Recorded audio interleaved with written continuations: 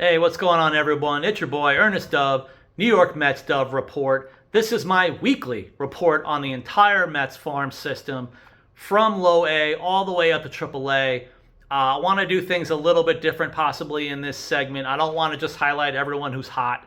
I want to talk about some of the updates on some of the players, even some of the draft picks, how they're doing one way or another. All the way up to levels, I want to talk about a guy who possibly could be like a future Luis Angel Acuna. It's been talking about this morning now through on X about the versatility of a player like that.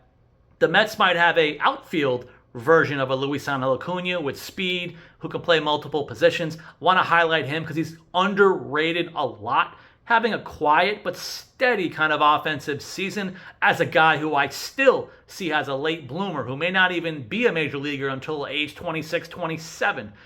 But could he provide a lot of value would be the question. Then I want to go all the way up to AAA because we still have a couple of pitchers who look like they're almost pretty much ready, including the guy who just made his debut, who's possibly still the top pitching prospect in the organization, even while Nolan McLean is already now in the major leagues. Let me start in low A.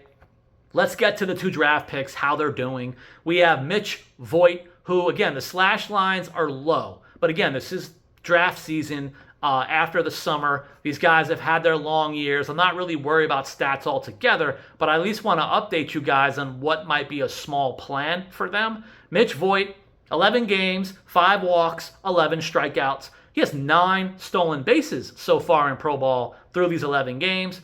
Defensively, Mitch Voit has been playing both middle infield spots evenly between second base and short, so maybe he'll be one of those players.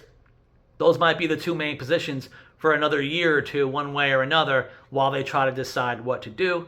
The other player, Antonio Jimenez, he's the one that's been kind of doing better right off the bat. 12 games, he's got a .367 on-base percentage, and this is basically led by 7 walks versus 7 Ks. That's a beautiful, even split. I like the K rate being that low altogether, but then you match it per walks, along with the 3 stolen bases. Defensively, he's played also shortstop, but he's also played some third base. Could be interesting. Let's see up the levels if a guy like Antonio Jimenez, does he have enough power, amongst other things like arm strength and accuracy, to possibly be a future third baseman. Those are the 2 he's played so far. And possibly one of the young guys still in the organization, still with this affiliate. Maybe he's the one kind of taking away some of the middle infield job from these guys. Our old favorite, who's still young, still 19-year-old Jeremy Rodriguez. All year long, the numbers have not been stellar. But I want to talk about the month of August, 10 walks versus 8 Ks. More walks than Ks this month for Jeremy Rodriguez, to go with 7 stolen bases. Now, I've told you guys on a previous show, talking with the coach, they mentioned things that they like his plate discipline overall, but they also feel this is one of those kids who might need to actually grow physically as much as the player development-wise.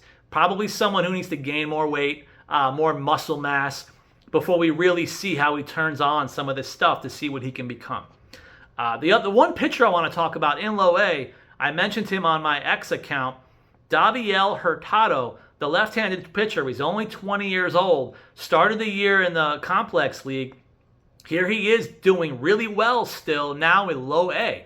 Age 20 as a pitcher in low A, that's a good age to be at this level and succeeding the way he is. He's got a 2.34 ERA through 10 appearances now in low A, 34 and 2/3 innings at the level, 10 walks, okay, 36 strikeouts. So more Ks than innings. That's what you love to see. One thing I want to maybe mention or talk about, because I find it interesting, whenever you talk about lefties, are they like a Luigi, which no longer exists? Again, we're only talking about Complex League in low A, but guess what? The opponent batting average splits against David Hurtado this season. Lefties are hitting 204, righties are hitting 205. So there's a good splits right now. Hopefully that's a good sign. And again, this is a lefty pitcher who goes multiple innings. He actually just recently went 4 scoreless this week in low A for St. Lucie. So that's a good success rate that I want to see if it continues up the levels, because if he can get both out either way, it's going to be a good pitcher going forward.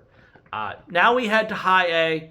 Let's go young again to start. The 20-year-old Marco Vargas from that David Robertson trade. I feel like it's been 5 years ago by now. He's still only 20 years old.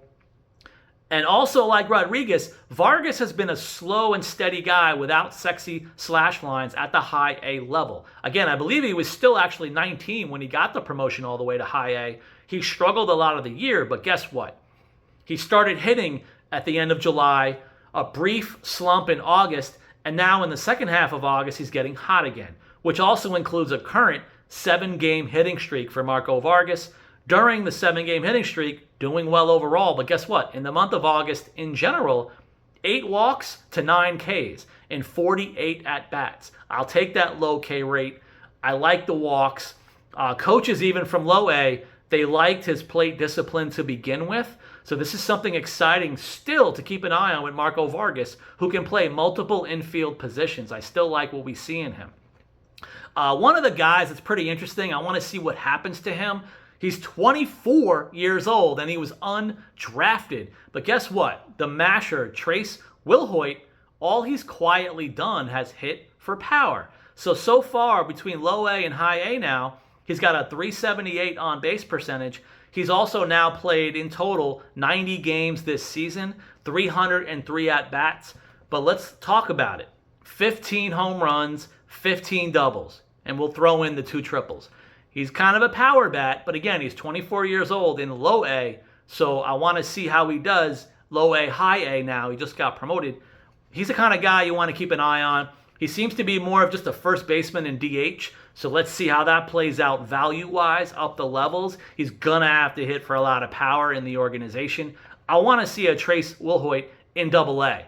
That's the show-me level. Can he show the power at that level? Can he go 25-plus home runs? How soon can he get promoted because of his age? You know, one of those things you can always keep an eye on with prospects. The one pitcher I want to bring up, Will Watson. He just threw 4 scoreless this week at the high A level, and he's got a 1.87 ERA in high A. But I also want to talk about some of the other things for the entire season now altogether. What's important? He's thrown 97 innings already now this year. That's a lot of innings technically, especially for minor league ball at this point. So to see him presumably break 100 innings this season, that's good for a Will Watson going forward. As far as the other numbers, a 211 opponent average against, so no one's really hitting him that much. But again, 97 innings, 115 strikeouts. And by the way, with that 97, only 74 hits. What's the issue with pretty much everyone in the Mets organization? 47 walks. So obviously that's what we have to keep an eye on, especially for a kind of a talented stuff arm like Will Watson. We have to see what he does against more advanced hitters at the AA, AAA level as far as command pitch location wise. As we head to AA, let's talk about Jacob Reimer, who had that yin and yang game the other night, committing 3 errors, just awful. Oh, by the way, then he went 4 for 6 in the same game and hit the walk-off to win it. Here he is now in this week span. In the last 5-game stretch this week, he's 10 for 19 with a double and 2 home runs. Overall in August, Reimer has 7 walks and 10 Ks in 48 at-bats. Again, 48 at-bats, I'll definitely take only 10 strikeouts, especially when you pair it with 7 walks. That's been his thing when healthy. Again, Reimer had a lost season last year, missing a lot of time. But the year prior, getting into the league in pro ball, he looked like an OBP guy with good plate discipline, maybe more of a doubles hitter. But again, some of the home runs are coming now this year. Maybe we'll see even more of them, you know, as he gets to the higher levels and stays in AA. Let's see AA, AAA if the home run rates go up into next year. As far as the arms, I want to talk about the possible future David Peterson 2.0, and I also want to talk about a possible 8th, 9th inning guy. So I've been talking about him a lot on X. I want to bring him up again this week because he threw another scoreless outing recently this week into the weekend. Right-hander Ryan Lambert. He, for the season now, 41 1/3 innings, only 27 hits in 41 innings. Here's the issue, 25 walks. That's too much. How about the Ks? 65 strikeouts in 41 1/3. That also was the reason why he has a 1.96 ERA at the AA level. Again, this is the show me level. He's still kind of dominating. They are giving him opportunities to either be an 8th or a 9th inning guy now at the show me level, which means they could also continue this at AAA. This could be one of the possible guys. I'm not saying he's the replacement for a Diaz, but he could be a back-end pen arm. Now, as far as possible future David Peterson 2.0, that would be Jonathan Santucci. Two of my favorite lefties in the organization are Zach Thornton. I have some of the younger guys, but in the upper minors, there's Zach Thornton, Mr. Strike Thrower, and then there's also Jonathan Santucci, who throws the heat. He's the guy that can go 96, 97 miles an hour as a lefty with a really, really good slider. He pitched 5 1/3 scoreless now in AA this week. What I also like about him, again, talking minor leagues, new age baseball, he already has 97 innings. So hopefully, again, a guy like this is going to break 100 this year, which is good to keep an eye on when you do the increments into next year. If he's AA, AAA, can he go? Can he go? We're already talking about it now with a McLean and a Sproat and even a Tong. Can they pitch into October if the Mets call them up? Well, if he's already going to break 100 this year, usually if you add 30, he can go up to 130, maybe 140 next year. Maybe he'll have enough juice in the tank to be able to be a call-up next year as needed. But I do like him a lot. One guy I want to bring up now, again, talking about utility players in the future. We have Luis Angel Acuna doing it now. You have a Tyrone Taylor doing it right now. Who's a guy that can do it in 1 year, maybe 2? I just want to keep bringing him up because I just love him as a person. He's very humble, very kind, late bloomer. He's my guy, DeAndre Smith. At this point, he's been at the show me level in AA for 73 games now. That's 269 at bats. He has 16 stolen bases and a 275 average. Again, nothing blazing or glaring, but he can steal. He's been hitting for basically the highest average of his pro career to this point as a 24-year-old. And defensively, he's played all 3 outfield positions and can handle second base. Even in 2024, he played a couple of games at third. So now we have a guy who can play up to 5 positions defensively with speed. And again, if he can continue to hit like this, even at a 275, 280 type of clip going into next year, if he can do this at the AAA level, I can see him getting a cup of coffee in the major leagues, and we will be rooting for him all the way because of the person that he is. So please keep an eye on DeAndre Smith. Now that we get to the AAA level, I want to bring up 3 of the top guys as guys who I know people want to be called up. But let's talk about how they continue to be doing. Dylan Ross is still doing his thing. The K rate is still beautiful. Even for the season at this point, Dylan Ross, 40 2/3 innings, 66 strikeouts.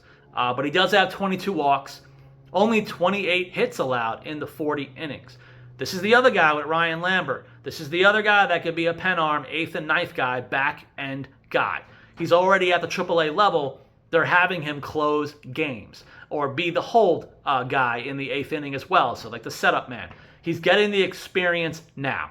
Again, Dylan Ross is the guy that can go up to 102 miles an hour, but he's also the guy with a beautiful splitter, which is possibly more important to even talk about than anything else. Question will be pitch command of the fastball, of the splitter. Can he get it over enough to be a major leaguer?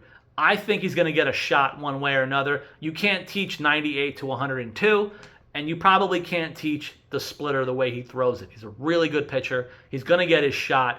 I don't know if he'll get his shot this year. Spoke with the Mets organization even a few weeks back, and they were saying, well, since the deadline, it's now full. But, you know, things sometimes happen.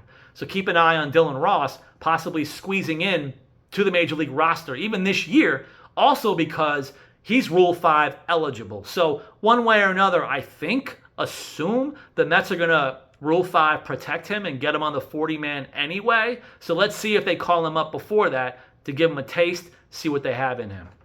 The last player I want to talk about, one of the top prospects in the organization, Jet Williams. He got the promotion everyone's been waiting on in AAA. How has he been doing? Only 6 games, but hitting .348, .400, .609, 1,009 OPS. He's doing just fine at the AAA level. He's got a double, a triple, a home run. But how about this? Defensively, in only the 6 games, Jet Williams has actually played the most time in center field. Hello? Jet Williams, 3 games in center, 2 at shortstop, 1 at second base. This is all extreme small sample size, but Jet Williams playing center field, that's interesting. Especially going into maybe camp 2026. Do you see him play a lot of center field, even in spring? That's going to mean something if the organization does it. That's my time. Please continue to support the channel. I'm trying to do some interviews this week, so keep an eye on some interviews this week. I hope they occur. I've had one fall through with a top prospect before he got promoted. Now I'm trying to start over. Keep an eye on those interviews. Keep an eye on me on X. I'll see you next time.